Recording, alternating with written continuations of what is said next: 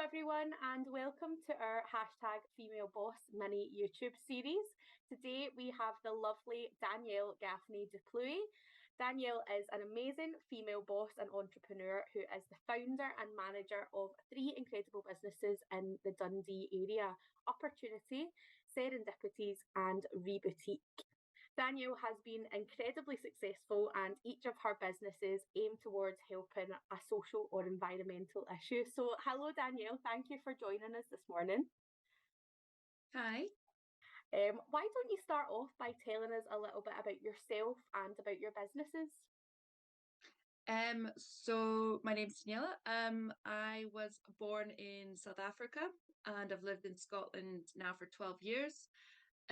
So it's always been a passion of mine to want to do something for the community or well not yeah for the community, but more provide a space for people, just because of my own upbringing.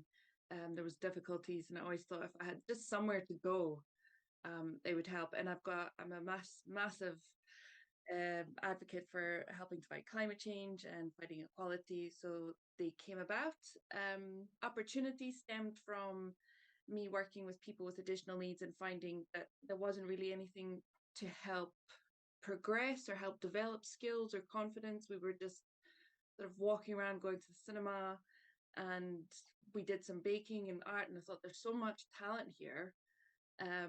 So I just decided, let's do something. So it started off just out from my car, going to community centers, running groups, and just building it and trying things. And yeah, here we are, 7 years later. Fantastic. So, what was it that inspired you to start a business in the first place? Do you have an entrepreneurial background, or was this your first time ever doing that? Um, I um, I don't know if maybe I have an entrepreneurial background. I don't know. I would definitely say I was from little. I've always been very independent and always I didn't just want to go with the flow any time that there wasn't something quite right. I thought, no, there must be a better way, or yeah. So I worked, and I think my father was my mom, father, and grandmother. They're all very inspirational, very hardworking. I ran a mobile hairdressing business before, and that stemmed because I was trying to study because I didn't get my qualifications when I was in high school just for family difficulties. So I got a apprenticeship. My mom, the best advice from my mom, she says, get a trade, because if you've got a trade, you can do whatever you want alongside that. Best advice. So that helped me like get an income while I was starting all the businesses. And I found when I went abroad, or when I was trying to figure out between moving all the countries and start studying, I needed to kind of work my own hours, and also I didn't quite want to work for someone else. It just wasn't me. So I think I've always been like that. And anytime I do, I just get all these ideas. It's like, no, I think I just need to do my own thing and help other people sort of I don't know, just inspire other people so they can also do their own thing, because we all have different ideas. But yeah, I think that. So I've always kind of done it. Yeah, that's really good to hear. I think a lot of our hashtag female bosses who are taking part in the initiative will be able to relate to that a lot. That's a conversation that we tend to have with students, that they just don't want to have, they want to be their own boss, and they Mhm. want to kind of manage it in their own time, definitely. So, what do you think was a sort of key motivator for you starting a business with a social impact? Why was that important to you? Rather than just going off and becoming your own boss and making loads of money for yourself? Why were you wanting to have an impact as well? Um, I've never ever wanted to do everything just for the money. I think that's the hardest bit for what I do, is knowing I still have to make money to Yeah. do all the good things. And I find that really difficult. Yeah, so the money wasn't a driving factor. It never really is. It's more the community is really important to me, because, and this is also my say, I'm an art psychotherapist as well. So we ourselves develop through others. We can't develop ourselves and our personality and our interests without other beings. So community and engaging with others is really important. And there's a big set, and I think COVID's really highlighted that as well, that when you're alone or when you're not engaging with other people, it has a huge impact on your mental health, your physical health. So engaging with the community and working with others, and just no, yeah, just community is so important to me. So I wanted to find a way to do that, and there's lots of different ways, and this is definitely not the end. I've still got loads of other plans, because you can't, and this is what I've realized, you can't do everything in one.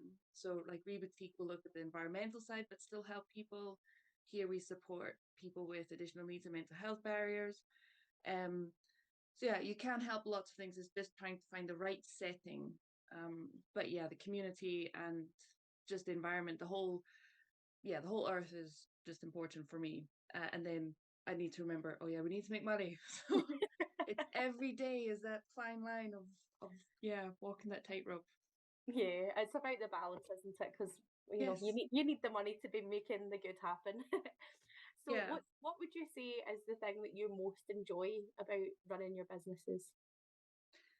The people, which is also, the people make it hard, because not in a bad way, just because you work with so many different unique people, and you don't want to fit everyone into a box. So it's still trying to support everyone at the same time. You can't tailor everything to every single person, because then you lose, yeah, you just lose it. So that's the hard bit. But I just love seeing in people grow and people develop and people being inspired. I've seen like my own team. I've learned a lot. I'm still learning. I do not know everything. It's a lot of learning. Um, but I'm under no illusion that when I get staff or volunteers that they're gonna be with me forever, because I actually don't want that. Where people need to learn. So that is nice, just seeing the confidence grow and people then coming up with their own ideas and taking that forward, and helping shape it. So that's really nice. That's so lovely. Kind of the opposite of that, then, what do you think was maybe one of the most challenging things when you were starting up your business? You obviously had a little bit of experience, from the hairdressing industry and the sort of starting up and being self-employed. But what was a challenge for you getting it off the ground? Um, I think finding my tribe, finding the right people to be, because along the, you're gonna meet people that just are like, oh, this is gonna sound bad, that are maybe jealous, that are maybe just don't understand it, that are maybe that are quite scared of new things. People like, this is how you do things, this, and that, it, yeah, challenges people, and that's okay. But it's important to remember to try and find the people that are going to lift you up and inspire you. Go to those events, go to those workshops, not ones that are going to tell you, you can't do this, you can't do that, what about this? Because it does really bring you down, especially in the beginning. And even when you're expanding, it's quite tiring and very exhausting. Not, yeah, being questioned and doubted, because you're going to doubt yourself all the time. That's going to happen.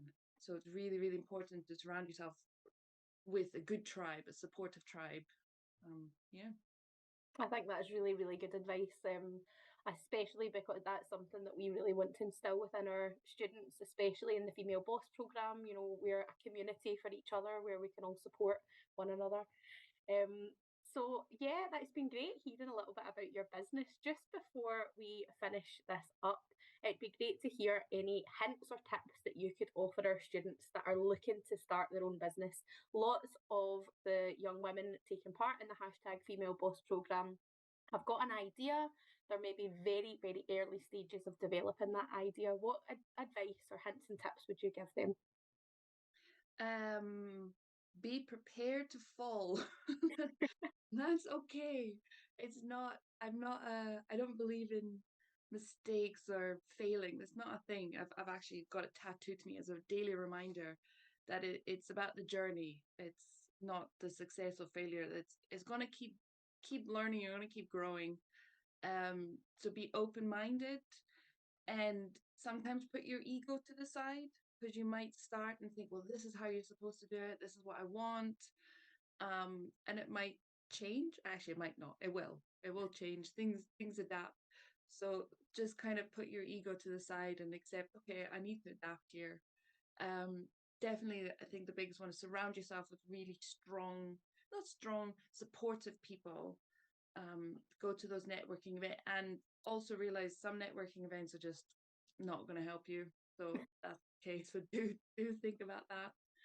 And I think just try things and be reflective. Be very, very reflective. That's one of the things I really love from I've loved learning from my psychotherapy side of things is understanding where your emotions come from, because we're going to have emotions, we're going to get upset by things. So understand when you're being triggered by something, because that can also sort of blind you from seeing something.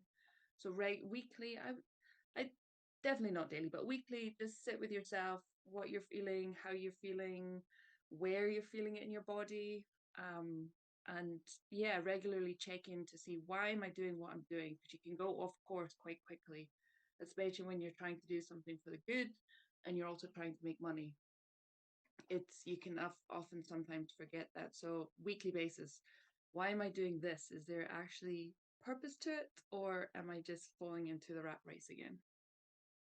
That's so empowering. I love that. Thank you so much. So, thank you again, Danielle, for joining me today. It's been an absolute pleasure talking with you. How can our students find you, whether that's socials or online? How can they find you or your businesses? So pretty much all the platforms, not Twitter. I don't know how to use it. I know none of my staff do. But yeah, we're on the website. So Uppertunity, UPPER, Tunity, ReBoutique and Serendipities, all the websites, and they're all on Facebook and Instagram as well. And I'm also really happy for anyone to message, to ask advice. I think, again, that's part of the community. We should be sharing knowledge, especially female power, support each other, don't hate on each other. Because that's how we all grow. We all have different ideas and we all support different things. We can't all support everything. So let's support each other to support the community. Oh, fantastic. Thank you so much. We will link all of those socials and websites in the description below as well for you. Thank you so much for sharing your journey with us. It was so inspiring and empowering to hear your story, and I know that our students will be able to take loads from this discussion. So thank you very much, and we shall see you next week, female bossers. Bye. Bye.